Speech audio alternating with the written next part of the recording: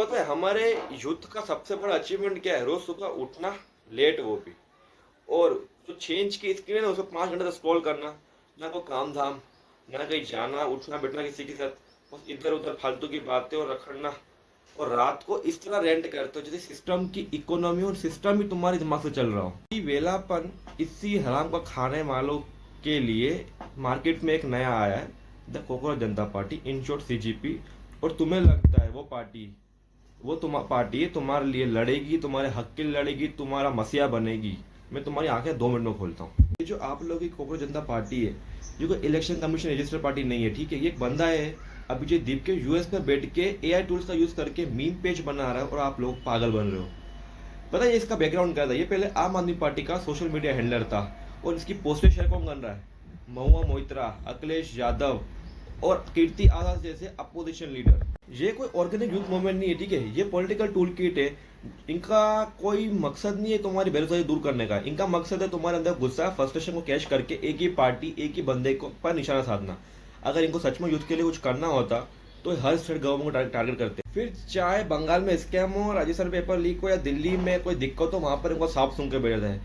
बात तो ये सिर्फ एक पार्टीजियन, ये सिर्फ एक ही वन साइडेड एजेंडा चला रहे हैं और ये अपने पॉलिटिकल ऑब्जेक्टिव के लिए तुम्हें यूज कर रहे हैं। ये सिर्फ मीम से मजाक की बात नहीं, ये बहुत खतरनाक डायरेक्शन में आ रहा है। ये बंदा है जो फाउंडर है सीजीपी का, वो फॉरेन बैठ के फॉरेन मीडिया को इंटरव्यू देते हुए ऐसा बोल रहा है कि India is a rotten place today. India एक सड़ी हुई जगह है। चलो मैं मानता हूँ इंडिया में फैसिलिटीज नहीं है, इनोवेशन कम है, डेवलपमेंट कम है और इंडिया बहुत टाइम ले रहा है सब डेवलप करने में। पर इसका मतलब ये तो नहीं है कि तुम अपने देश को रोटन बोलोगे वो पूरे वर्ल्ड के सामने। इसको पता है, इसको बोलते हैं एंटी इंडियन मेंटेलिटी बोला जाते हैं हम लोग इसको। कैसी हाइप क्रिएट कर रहे हैं। रिसेंटली हमने बांग्लादेश और नेपाल में देखा, वहां पर भी ऐसा हुआ, यूथ को भड़काया गया, फ्रस्ट्रेट किया गया, एक वर्चुअल मीडिया के जरिए वहां पर डीस्टेबलाइजिंग क्रिएट कर गई। वहां पर तोड़ फोड़ हुई, सब सवाल पूछे यूथ ने। अब वहां पर जाके उनके यूथ से पूछो क्या उनको नौकरी मिली, क्या उनको फैसिलिटीज मिली? नहीं मिली। वहां पर क्या हुआ? सिर्फ तबाही हुई।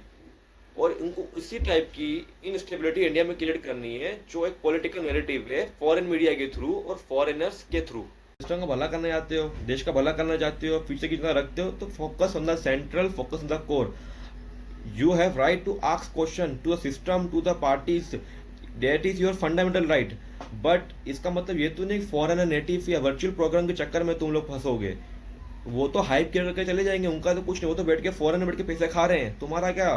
नीट की बात करते हैं, नीट में पेपर लीक हुआ, हम भी मानते हैं, हम भी स्टूडेंट्स हैं। ऐसा एबीवीपीएन जो बीजेपी की पार्टी है, जो रूलिंग गवर्नमेंट की पार्टी, उसके बाद भी हम लोगों ने एजुकेशन मिनिस्टर से सवाल पूछे थे, एजुकेशन सिस्टम से सवाल पूछे थे। हम लोगों ने ग्राउंड लेवल पर प्रोटेस्ट किया था, 2-3 दिन, एक हफ्ता प्रोटेस्ट चले, उसके कितने कुछ हुआ, उसके बाद भी हमने प्रोटेस्ट कंटिन्यू किया। Even belong to the ruling government. सड़क पे आओ, प्रोटेस्ट करो, सवाल पूछो, तुम्हारा हक है, तुम्हारा राइट्स है, उनको जवाब देना भी पड़ेगा। पर इसका मतलब तो ये तो नहीं है कि तुम फॉरेन नेटिव के चक्कर में फंस जाओगे। नेट्स के चक्कर मत पड़ो, वो तो बैठेंगे फॉरेन में पैसा खा रहे होंगे। ये फेक पार्टीज के चक्कर मत पड़ो, अपने स्किल पे काम करो, अपनी मेहनत करो, न्यू इनोवेशन करो, आइडिया लाओ, अपने आप पे फोकस करो। तुम देश का फ्यूचर हो, उन कॉकरोच नहीं मत बनो तुम लोग। देश की तुम टूल किट हो, you have to focus on yourself, you have to focus on your work. ठीक है। जय हिंद, जय भारत।